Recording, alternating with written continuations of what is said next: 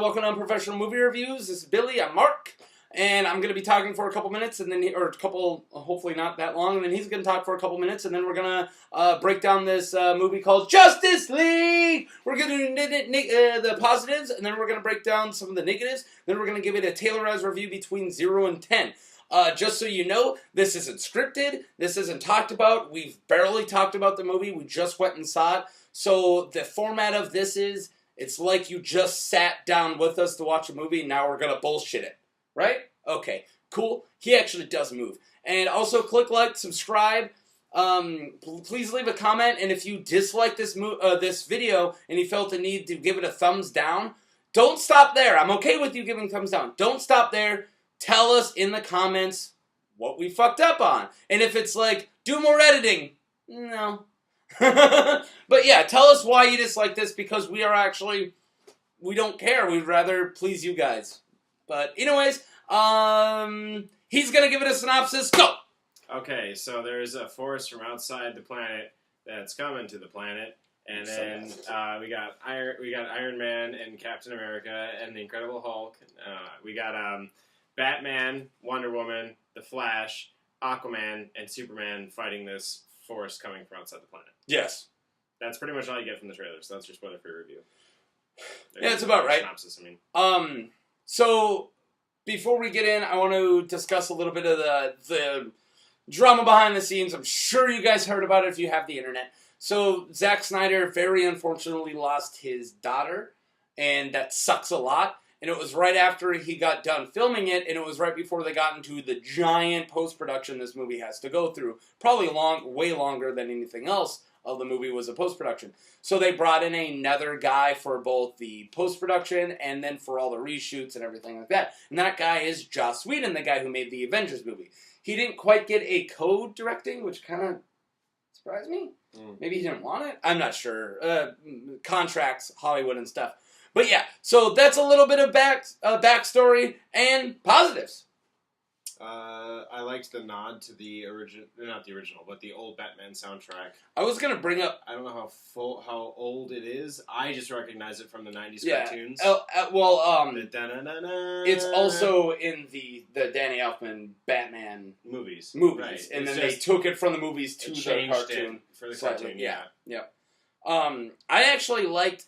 Not so much soundtrack. Some of the soundtrack choices they had were a little on the jarring side, but I actually did like a lot of the scoring of it. I don't think it took us out of scenes, and it did actually enhance a couple scenes, a couple really lame-ass scenes, where I'm like, wow, I probably wouldn't be caring at all about this if this music wasn't really good. I mean, I'm not saying it's like, give it a soundtrack Oscar or anything like that, but I mean, the score was pretty good. I always bring up the Dolby Atmos surround sound. Yeah, you do. Time. You do all the time. I'm bringing it up in the positives this time. Nice. Yeah, there was good directionality to it. I did feel immersed sound-wise, so that's good. Good use of it. Yeah. All right. I want to take like the movie out of this, just like what we had to do with Batman v Superman. Let's pretend like the words they were saying were a little more compelling and break down some of the performances. I still like Affleck, and I kind of wish he wasn't gone. No, I heard rumors he's not doing it again, and it kind of sucks.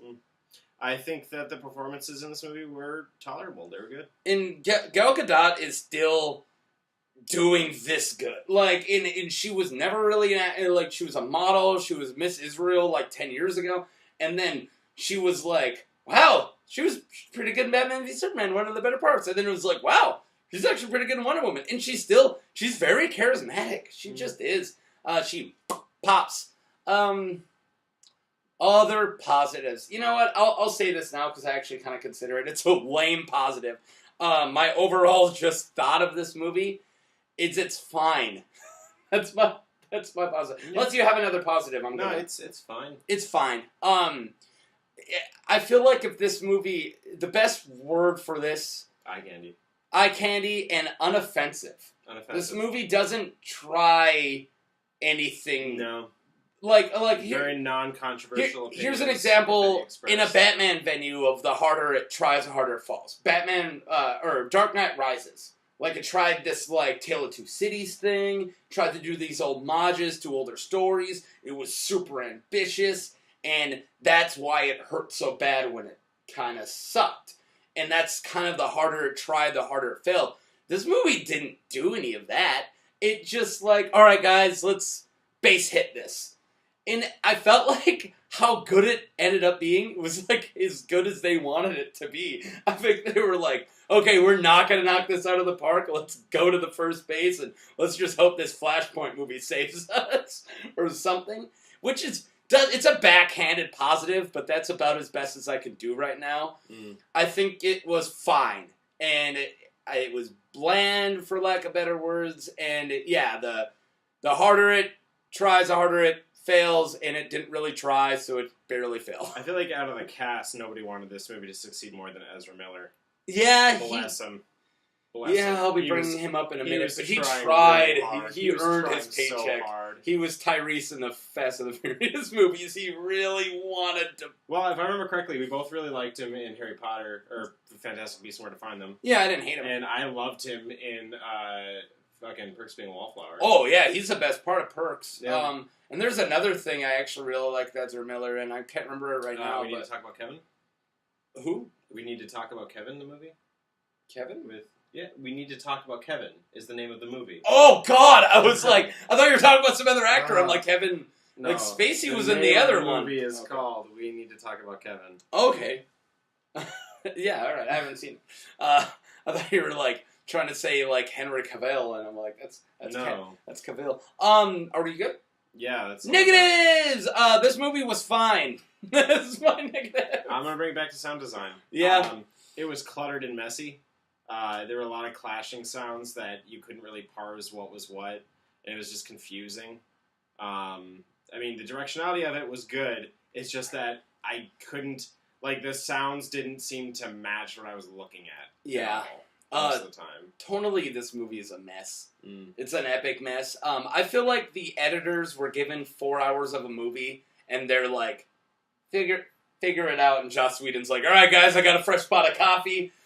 Let's try to turn this into a movie. And there was a mandate. So the biggest fuck up is Warner Brothers. Apparently they gave a mandate to wanted this movie under 2 hours. And what the fuck, guys? Like, really? Are you making it for kids? Yeah, what you're hoping for? I understand the shorter the movie is, the more run times you have, but it doesn't matter how many times you're showing the movie if no one's fucking enjoying it. I'm sorry, but I would rather have a great 3.5 hour movie than a mediocre 2 hour movie. And you should too. Okay, I would settle for a really up. good 90-minute movie. Yeah. To be honest with you. Yeah, me too. This was the longest 2 hours I've had in a comic book movie in a long time. I really did feel like this was the length of Batman v Superman, and it's about an hour and a half shorter. It did just drag. I could go back to... I'm going to skip talking about other performances unless you really want to. Script. Okay, go ahead. There are so many cringeworthy lines, not even just jokes, lines in this movie. Ooh, there's a really bad script doctor. There's a really bad joke that me and him looked at each other like, did we hear that right? Yeah. The thirsty one? Yeah. I was like, wow, 2017, topical. Oh, God. I was like, dude, is this a bad porn parody right now? Like, what the fuck? Or a great porn parody. Like, how does Martha... Wait, which Martha? Yeah, the alive Martha. Yeah. How does Martha know what thirsty means? Is she on Vine or Twitter or something? Stupid. Yeah, so with what I was saying with the editing, back to that really quick... This movie didn't really flow. The one scene didn't set up the next scene that much. It really almost seemed like really well put together vignettes next to each other. A lot of the scenes work really well in each other. And then it's just like, here we are in the next scene. And there's a lot of connective tissue which then moves to a lot of inconsistencies. Like there being a fight scene over here and one guy's holding one weapon and another guy's doing something else. And then the next scene...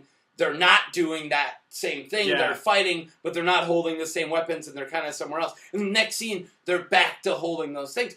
So it was very inconsistent. And there was even it was very slight, so I might have imagining it, but there was a moment where Batfleck was like working on a ship or some shit, and then he turns, and for a second you just see oil dripping like crazy, and then it flips again and it wasn't there, and his face looked slightly different and his hair was different, and it's like, hey, back to reshoots Ben Affleck. We'll get back to normal Ben Affleck here in a second.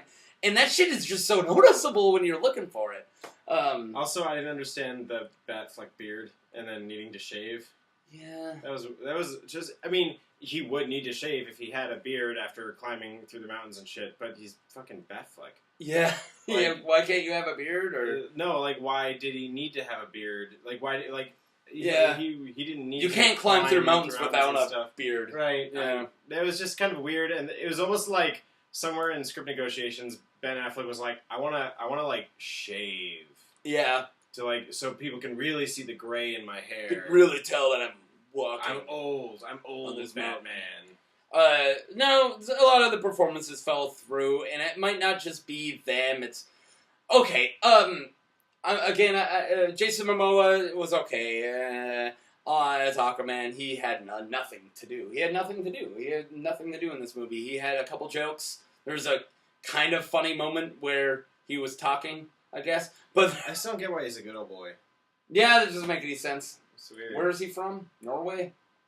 I don't. He was in like Finland. Finland, where Batman went to find him. So my biggest negative, because I actually kind of want to end this before we get to 20 minutes for once. My biggest negative is the fucking special effects. The computer graphics are just horrible. Yeah, Steppenwolf. The green screening was the worst. The green screening. So casual. You might know this term more than I do. Casual CG, where it's not like a giant monster, but it's like the background. Mm-hmm. You know. That is every fucking scene. And I even said it as we're watching the movie, like, did George Lucas in 2002 fucking direct this? Because it really did look like we're on Naboo. Like, it looked like we're watching the prequels where everything is CGI behind them. But we're not on Naboo. We're in a fucking cornfield. Like, fucking a large percentage of the fucking, like, Midwest is covered in them. Just fucking walk over to one and film it. Why do we need green screen for a cornfield? Like, come on! And that kind of shit got so noticeable, and especially when two pivotal characters are, one's 100% CGI and one's like 90% CGI. Cyborg, Steppenwolf, and they looked bad. Steppenwolf was on a different scale. Cyborg just looked a little bad. Steppenwolf looked like The Rock Scorpion King at the end of Mummy 2. Not at the end of Scorpion King, but when he was the Scorpion Centaur. If he was played by fucking Liam Neeson dripping in candle wax. Yeah. That's what he looked like to me. Yep. But yeah, with like really bad CG, and it why did you need to make Steppenwolf 12 feet tall in a CG character? He's a man in armor. Put a man in armor. I'm sorry, I'm not a genius. Neither are you guys, but I'm not a genius. It's not that hard. Do you got anything else? I just wanted to ask you how you felt about Cyborg in general. I think I would like the actor a lot more if he was given something more in his wheelhouse. He's like a pretty well-known Broadway actor, so I was told. They got him from the stage, which I thought was a cool idea. And then they gave him nothing to do and covered 90% of his face. He had kind of a wooden quality about him, kind of similar to ScarJo. I think that was the point since he was... I know. Yeah. But I'm just saying, he had kind of a slightly different approach to it, and I appreciated it. Yeah, okay. It reminded me of the way that ScarJo approached Major. Ray Fisher, by the way, is his name. But yeah, so again, with what you said, he was working with what he had, and what he had was a fucking uphill battle. He had a 90% CG and a shit script. But his CG was by far not my least favorite part of the show. No, I'm just saying you had CG characters and you didn't have good CG. Is kind of my point. Yeah, what'd you think about the minions? The flying vampires. Chitaris? Yeah. Demigorgons? Fucking. Do we even get a name for them? Terrademons. Terrademons. Yeah, I might only know that because I read comics, but I don't know. They're Terrademons. They're Chitauri. They were kind of steampunky a little bit, and like they had a decent design. Vampires. Again, if the special effects were better, I probably would have felt threatened by their presence. And if anyone actually got hurt in this movie, like, and that's another thing. People get thrown through walls, and there's like 2 times somebody limps, after they've taken the same style of hit like 18 times, and now all of a sudden Batman's ribs hurt. Yeah. It just... And he and Barry Allen should be really feeling it if they get knocked through a wall. Oh, yeah. Like, well, Barry Allen isn't super strong, he's just super fast. Yeah. Well, and also they should have spent more than 1 minute on Barry Allen. If you guys remember the teaser they put out like 8 years ago where Ben Affleck meets Barry Allen, that teaser is straight up the scene. Like, you've seen his introduction, and that's it. And if you're wondering, like, some background, we are too. So yeah, with all these, I'm gonna kind of bring it to closing if that's fine. With all these negatives, I'm going to state I'm not horribly offended by this movie because it really didn't seem like they cared. And I'm okay with that. Let's move on. I'm not thinking it's... knocking it down, I liked it more than Batman v Superman, hands down. It's probably... I liked it more than Man of Steel, although it's probably not a better film than Man of Steel. Definitely liked it more than Green Lantern. And definitely liked it... Well, Green Lantern's not in the universe. But yeah, it definitely is better than Green Lantern. You're right, but I'm still... And I liked it better than Suicide Squad. Okay. It was better than Suicide Squad. You got anything else? And it wasn't better than Wonder Woman. No, Wonder Woman so far is still the best. Yep. I gave this movie... Can I go first? Yeah, go ahead. I gave this movie 5.5 Tesseracts out of 10. Wow. 5.5. Wow. Yeah. I almost gave it a 5, and I thought you were going to mock me for it. So it went down, though. 4.75. First time I've ever used the 7.5. 4.75 Last is the truth, because I couldn't think of anything interesting in this movie, because there wasn't a lot of interesting things. You even chose something from a different Joss Whedon team-up superhero movie. Well, because this movie had Tesseracts in it. Yeah, you know, they probably should have hid the fact that Joss Whedon had a name in the script, because all the similarities to Avengers I was even looking for more. Like, Joss Whedon wrote this too, huh? I think it was pretty transparent, that it was a clone. Hey, we have 3 Tesseracts, okay? And we also have Terror Demons. Terror. Okay? They fly on their own, they don't got the gliders. They don't have flying whales. And we don't have a Hulk. Yeah. Alright, you guys have a good day. Have a good Thanksgiving, and happy Thanksgiving. I don't know, man. Fucking bye.